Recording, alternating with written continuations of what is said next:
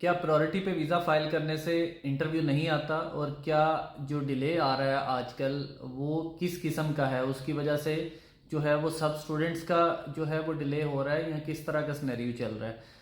सबसे पहले तो एक चीज़ ये है कि अगर आप अपनी बायोमेट्रिक्स करवाते हैं और आप प्रायोरिटी ले लें या स्टैंडर्ड सर्विस ले लें, तो उसका आपके वीज़ा डिसीजन के हवाले से कोई इफेक्ट नहीं होता, अनलेस के आपका जो वीज़ा डिसीजन है वो उनकी टाइमिंग चेंज हो जाती है। यानी अगर आप स्टैंडर्ड सर्विस लेते हैं तो आपका जो डिसीजन है वो 15 to 21 वर्किंग डेज में जो है वो रूटीन में आता है, और अगर आप प्रायोरिटी सर्विस लेते हैं तो आपका डिसीजन 5 वर्किंग डेज में आता है। अगर आपको नॉट स्ट्रेट फॉरवर्ड वाली ईमेल जो कि आजकल आ रही है, we are unable to decide your application within time, तो अगर वो आपको आ जाती है, तो अगर आपका कोई भी आपकी सर्विस है, स्टैंडर्ड है या प्रायोरिटी है, तो उसमें फिर आपका जो टाइम पीरियड है उसका कोई अंदाज़ा नहीं है कि वो कब आपका डिसाइड होगा। वो 10 दिन में भी हो सकता है, वो वेरी नेक्स्ट डे भी हो सकता है, और वो 1 मंथ भी ले सकता है। तो ये कहना कि अगर मैं प्रायोरिटी सर्विस ले लूँ तो मेरा इंटरव्यू नहीं आएगा,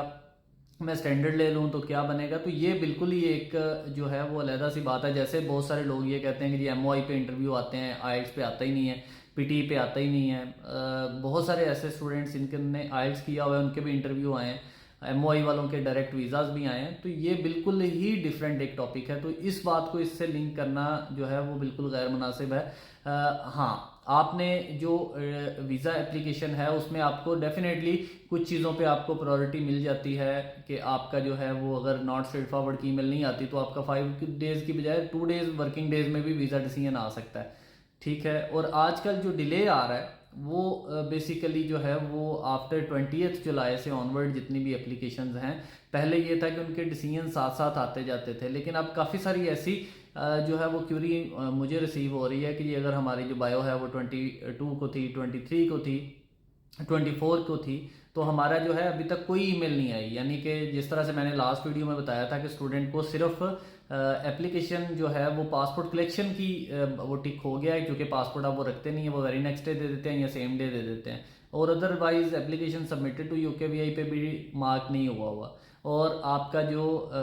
ईमेल है वो वही है कि आपकी एप्लीकेशन यूकेवीआई को भेज दी है फॉर कंसिडरेशन, आपकी एप्लीकेशन जो है वो स्कैंड एप्लीकेशन सबमिटेड टू यूकेवीआई, यही 2 ईमेल है। और इसके बाद ना कोई इंटरव्यू की मेल है, ना कोई नॉट स्ट्रेट फॉरवर्ड की ईमेल है, और ना ही कोई डिसीजन की ईमेल है। तो इस पे ये काफ़ी सारे हैं, इससे लग रहा है कि शायद कोई बैकलॉग बनने जा रहा है, क्योंकि नॉर्मली जब भी सितंबर इनटेक आती है तो सितंबर इनटेक में जो एप्लीकेशन का वॉल्यूम है वो काफ़ी ज़्यादा होता है, क्योंकि ये सबसे बड़ी इनटेक होती है। तो उसकी वजह से जो है वो आपके एप्लीकेशंस में डिलेज भी नज़र आएंगे आपको, एप्लीकेशन लेट डिसाइड्स होंगे, क्योंकि इसकी वजह है कि एप्लीकेशन ज़्यादा है। इवन दो कुछ ऐसे स्टूडेंट्स हैं जिनका 29 वगैरह को बायो थी,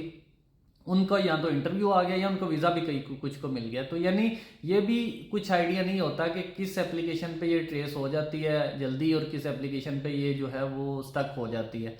तो आपको अब इस इनटेक के लिए अगर आपका 10-15 दिन का डिले आता है तो वो ये एक नॉर्मल चीज़ होगी, उसमें कोई परेशानी वाली बात नहीं है। हाँ, अगर आपके 21 डेज हो जाते हैं तो फिर आप पेड इंक्वायरी करें ताकि उसको फॉलो अप हो सके, उसकी केस एस्केलेशन हो सके, और मे भी उसके बाद जो है वो आपको कोई इंटरव्यू की मेल आ जाए या आपको वीज़ा डिसीजन आ जाए या कोई एडिशनल डॉक्यूमेंट उनको चाहिए तो वो आपसे ले लें। बाकी इसके अलावा इसमें कोई करने वाली और कोई चीज़ नहीं है, आपको वेट करना है और आपके जो स्टैंडर्ड जो भी सर्विस आपने चूज़ की है उसके बाद आप उसकी पेड इंक्वायरी करके उसका फॉलो अप ले सकते हैं। बाकी आप इंटरव्यू की तैयारी साथ साथ रखें। जिन स्टूडेंट्स को खास तौर पे नॉट स्ट्रेट फॉरवर्ड की ईमेल आई हुई है वो अपना इंटरव्यू लाजमी जो है वो प्रिपेयर रखें। Thank you so much.